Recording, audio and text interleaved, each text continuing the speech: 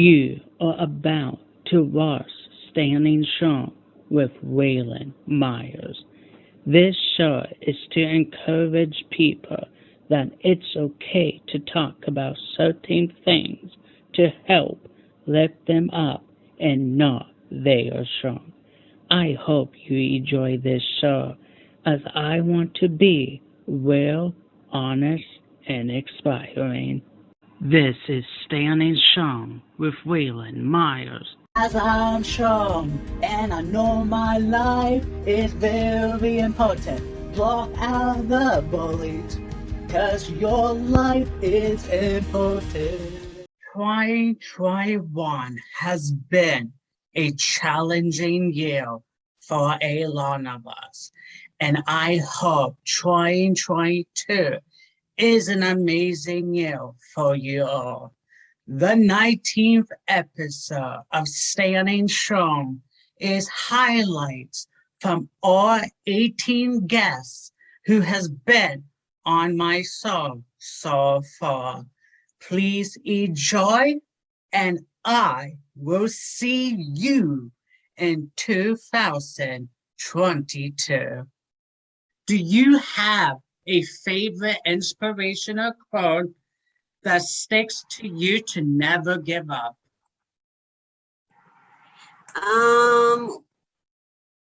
Well, my favorite Bible verse has been John 3:16.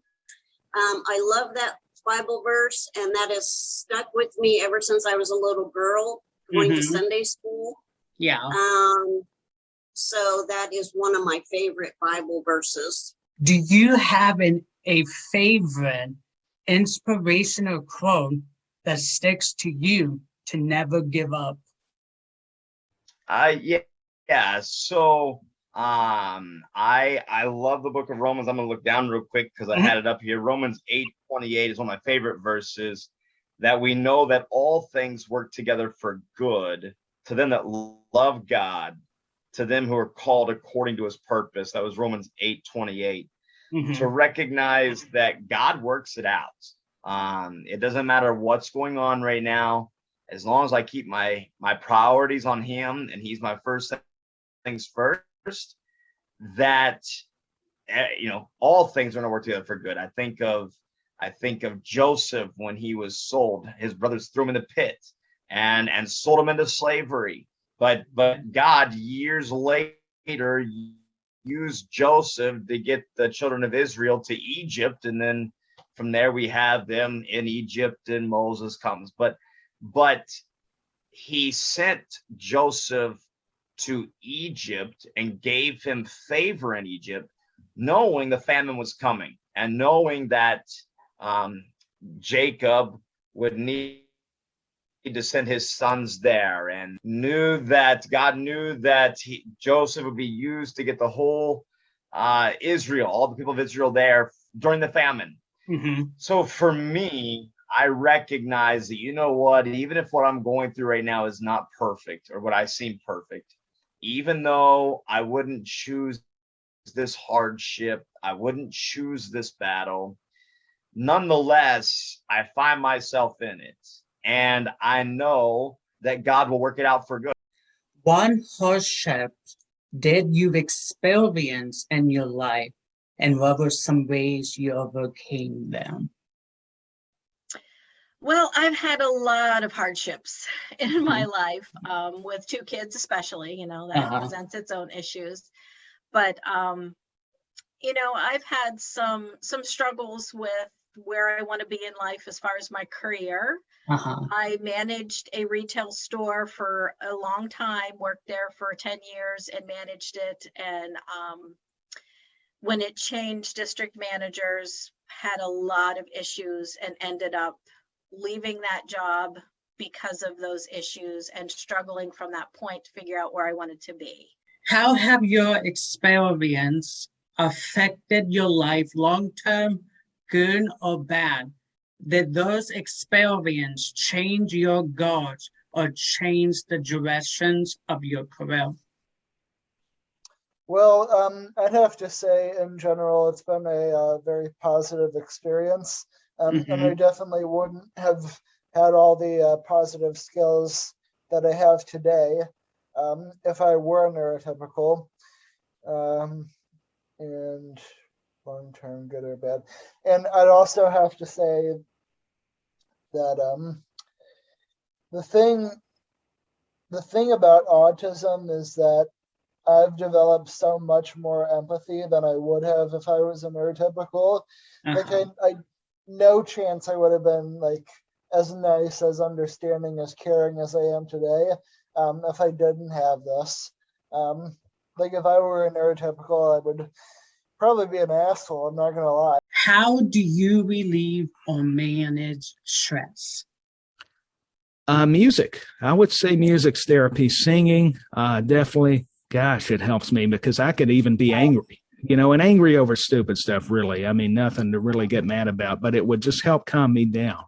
Yeah. I turn on like some 80s song or maybe a worship song we'd sing at church, but I would listen to a lot of different styles and just even a love song, even though if it was sad, I might even cry over it, but it would have to be something that would, though, brighten out my energy. I don't know that a ballad would kind of, I say that sometimes even those helped. I mean, any kind of music just really spoke to me.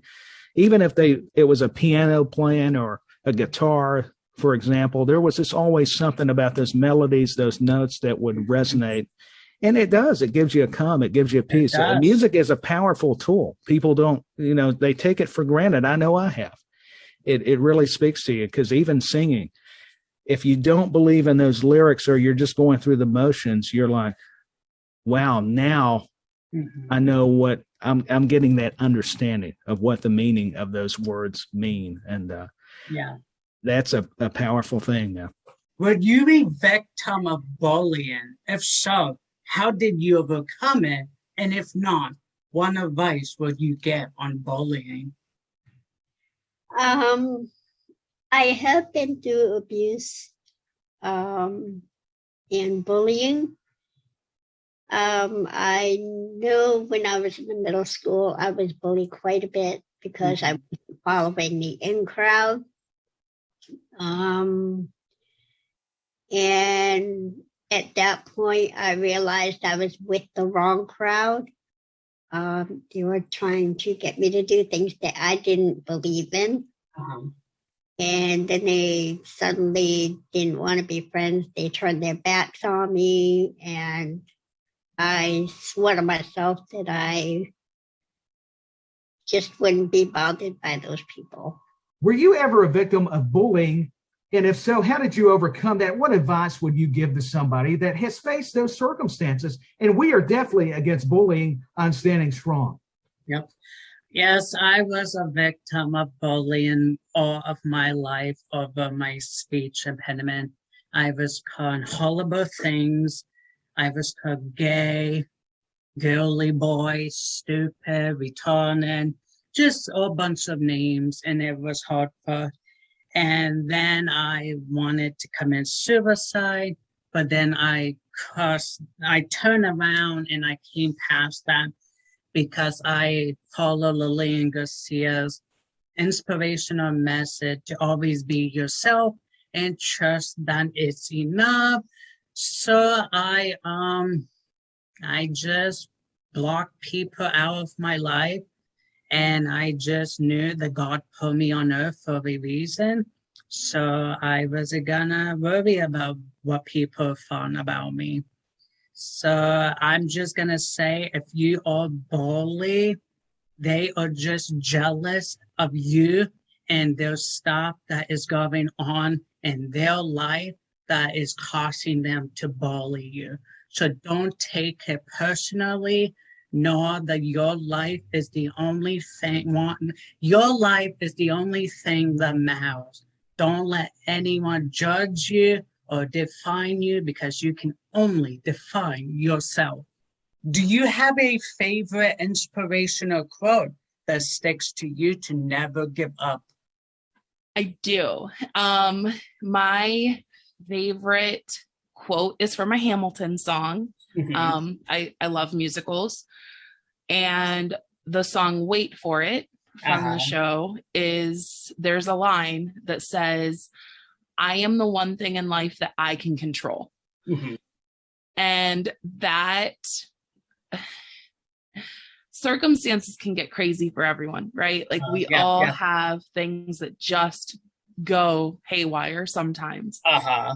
And the only thing that we can control is how we handle those things. Mm-hmm. Absolutely. So I think for me, that line means so much because there's just, there's nothing else that I can control, but I can control how I act, how I respond, and how I handle it. What hardships did you experience in your life, and what were some ways you overcame them? I lost a lot of my family members at a young age. My brother was killed on a motorcycle when I was only 19. Wow. That was tough. I pretty much just went fishing all the time to cope with it. Mm-hmm. And then I lost both of my parents as well. They were only 50 years old each. So my whole immediate family is all passed on, and you just got to take it one day at a time, man. It doesn't get easier, but it gets easier to deal with, if that makes sense. Were you a victim of bullying? If so, how did you overcome it? And if not, what advice would you give on bullying? Mm-hmm.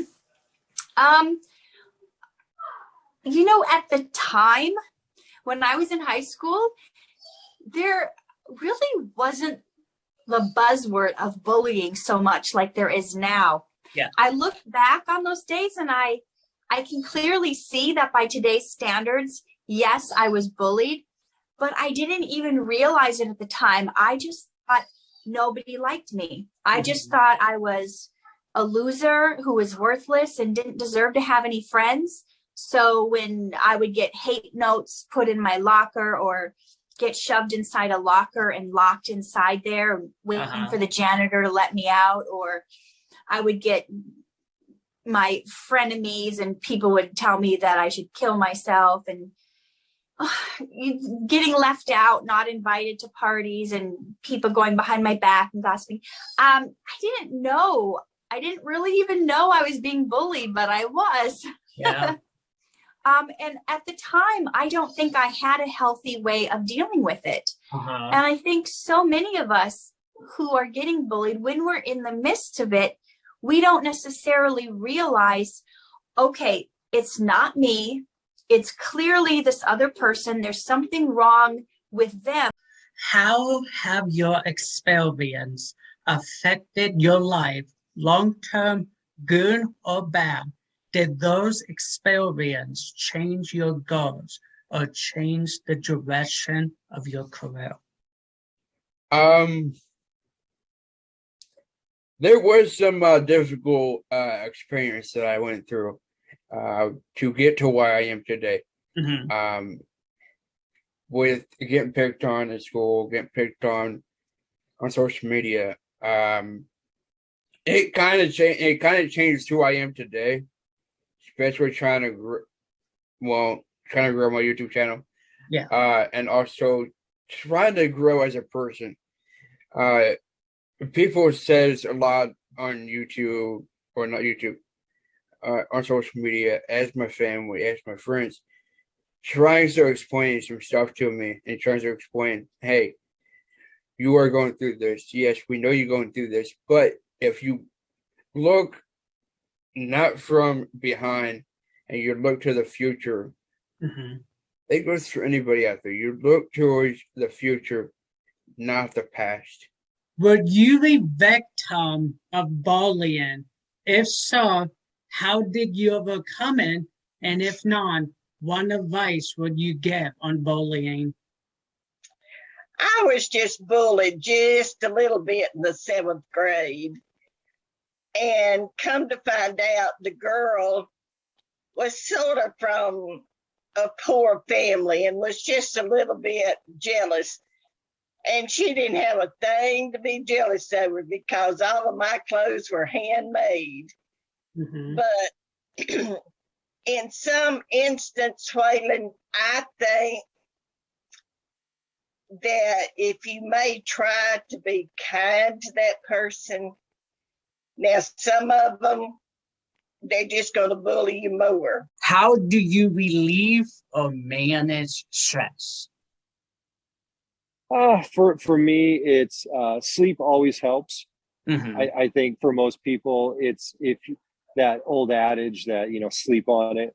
If we can get to that place. Now, I realize that sometimes it's hard to sleep when you're stressed and you're anxious. And so I think time is the best way to deal with it.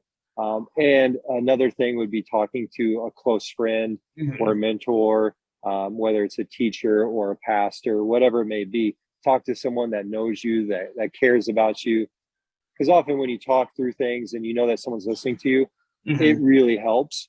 Because I know even for myself, even as I'm 44, even at my age, that if I just let something go through in my head over and over again, and I have that conversation with just myself inside my head, it's always going to escalate. Whereas if I talk to a friend, often I start to see, even as I say it out loud, I realize that often, it's not as a big a deal as I make it out to be. Or if it is a big deal, knowing that someone hears me, knows me, and helps me get through it. What hardships did you experience in your life, and what were some ways you overcame them? Oh, Lord.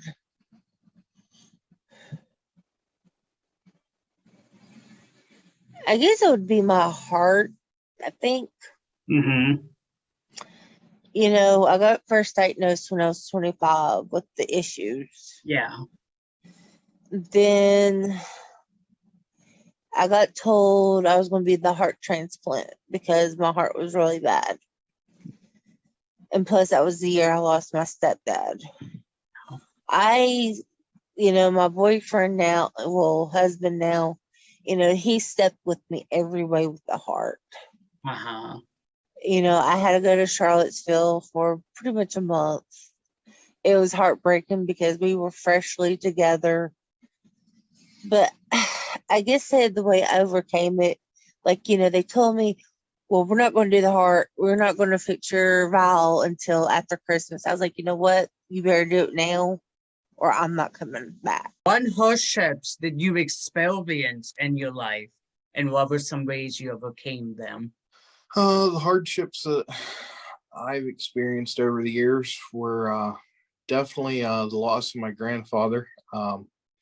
He was probably my best friend in life. And that was just last October. So some of the ways that I've overcame that are just trying to do the things that I know that him and I enjoyed together, number one, and continuing to do the things that I know that he liked to do. Yeah.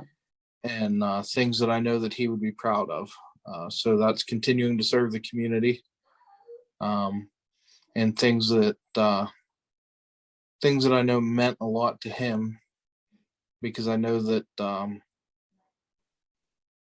that's things that are good things for other people. Like he was very involved with the food pantry and with the fire department. I've always been involved with the fire department at Seneca. So I continue to do that. And he was always, kids always had a soft spot in his heart. So I continue to serve the fair board for Venango County because, in my opinion, that's really good for the youth of the community. Yeah. So I continue to try to do good things there because I know that presents unique opportunities for them. So I continue to do as much as I can because I know that honors him, and I think he's smiling down from heaven whenever I do those things. Yeah. How have your experience affected your life long term, good or bad?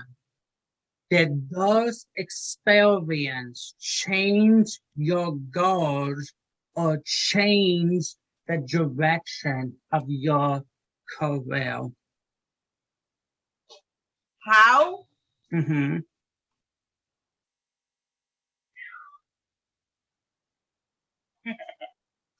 Well, I've been to prison, and